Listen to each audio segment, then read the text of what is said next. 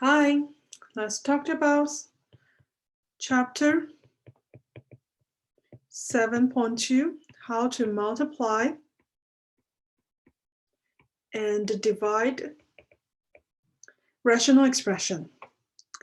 Okay, so if I have a two rational expression, they multiply together, like 15 over 49 times 14 over 45. Well, the first step, the easiest one to do is, we know that if it's just multiply, you supposed to be, hey, 15 times 14 over 49 times 45, right? Nothing wrong with that. But the easy way to do it is you want to reduce the common factor first.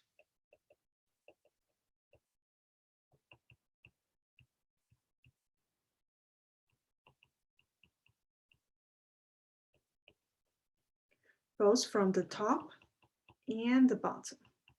Okay, I'm going to erase this now.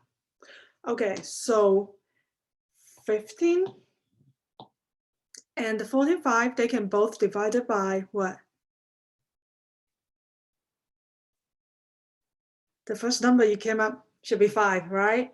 So you have a 3 and then 9 left.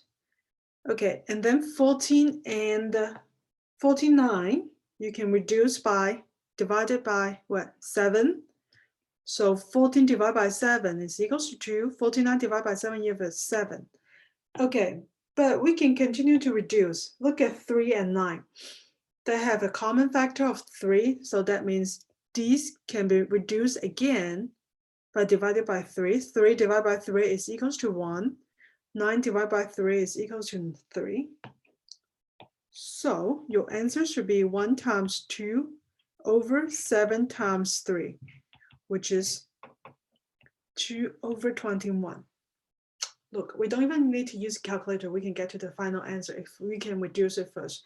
If we don't do that, then you need a calculator, but you still need to simplify even though. Okay, so when it comes to a rational expression, the steps are identical. They're similar, such as I have 25x squared over 9y to the 8th, and then times 24y to the 4th power, and then 50 times x to the 5th. Okay, I can reduce one by one. Okay, numbers. Let's go for numbers first. 25 and 55, they can both divided by 5. So these I have 11. 25 divided by 5, I have a 5. 24 and 9, they can both divide by 3. 24 divided by 3 is equals to 8. And then 9 divided by 3, I have 3. Okay, we can write down what we have right now. I have 5x squared over 3y to the 8th times 8 times y to the 4th power over 11 times s to the 5th.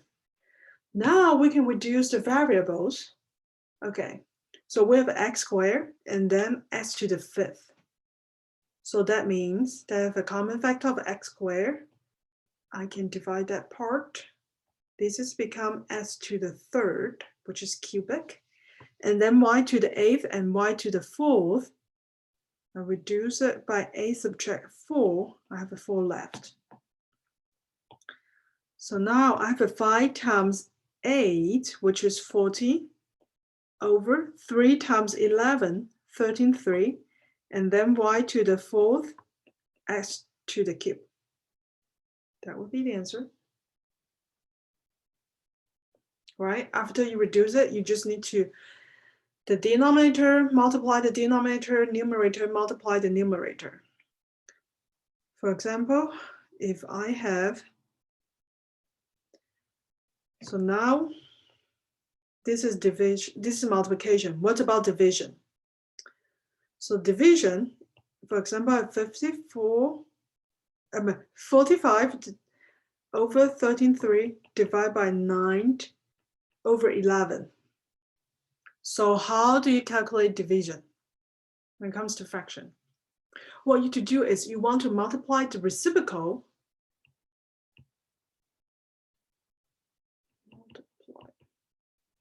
by the reciprocal. So what is reciprocal? So 14.5 over 13.3 times, you become multiply the reciprocal. 9 over 11, reciprocal means you become 11 over 9. Okay, and then you follow the rules of multiplication.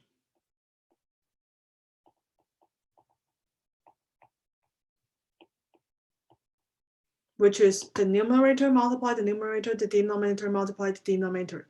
But before we do that, we can just simplify first. By 14.5 divide 9, which is common factor 9, right? You have 5 left, this is 1. 13.3 and 11, you have 1, this is 3.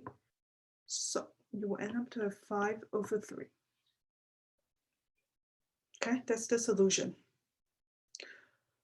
So when it comes to the division of the rational expression, this is follow the same. For example, I have a to the 4th and then b squared over a divided by b to the 4th over 4.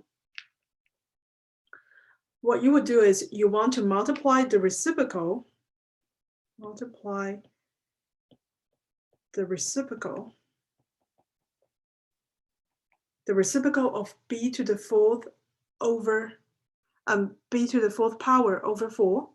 So the reciprocal should be what? You flip it, which is 4 over b to the 4th. So I have a to the 4th b squared over a times the reciprocal 4 over b to the 4th. And then you can simplify it, follow the multiplication rule, which is you simplify b squared and b to the 4th, you square left a, you have a to the cube, so you will end up to have what? 4 times a cubed over b squared.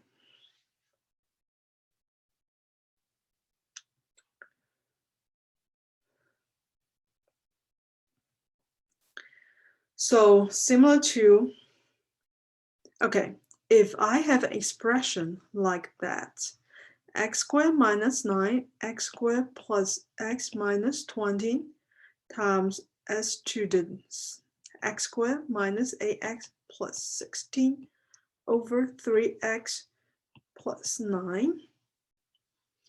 Okay, oh no, this is really complicated, but don't freak out.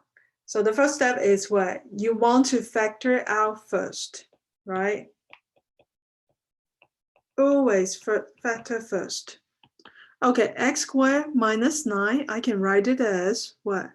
The differences of square over x squared plus x minus 20. We can use AC method.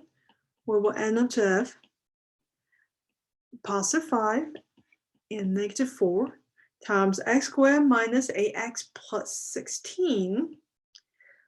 Well, that's the perfect square one. We have x minus 4 squared over 3x plus 9, common factors 3. So we have x plus 3. So now we can just divide out the common factor.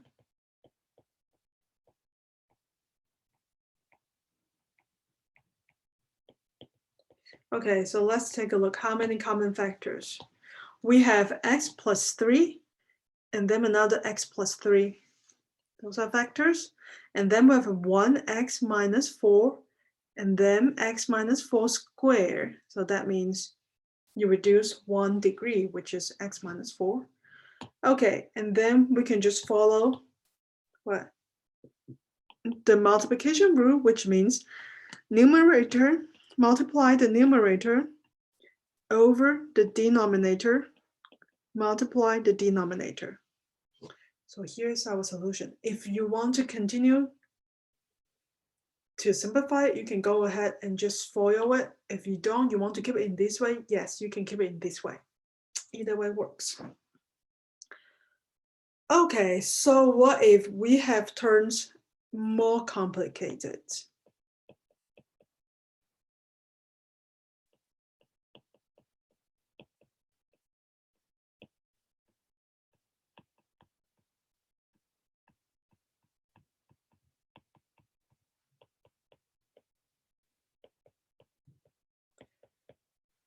Well, if you have multiplication and division, what would you do first?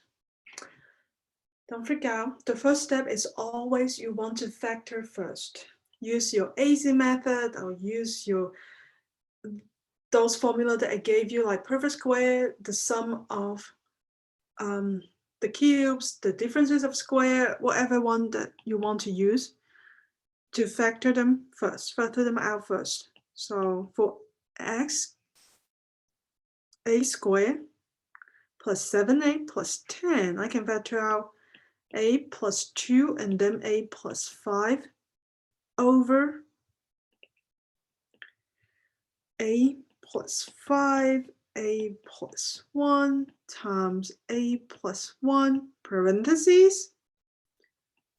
And then this one is a plus 2 squared divided by a minus 1 and then a plus 2. Okay, so before we reduce, I mean, you can reduce it first. You can calculate the first two parts, or you can, instead of divide it, you can multiply its reciprocal, which means you want to flip it.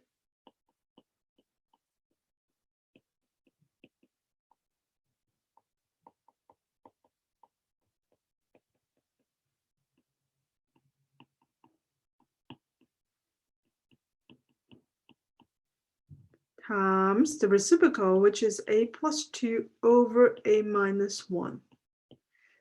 Okay? Okay, so now we can reduce their common factor. So how many common factors do they have?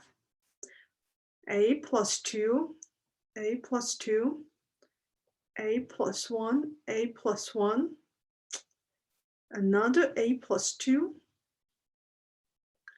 a plus 5, a plus 5. So what's remain?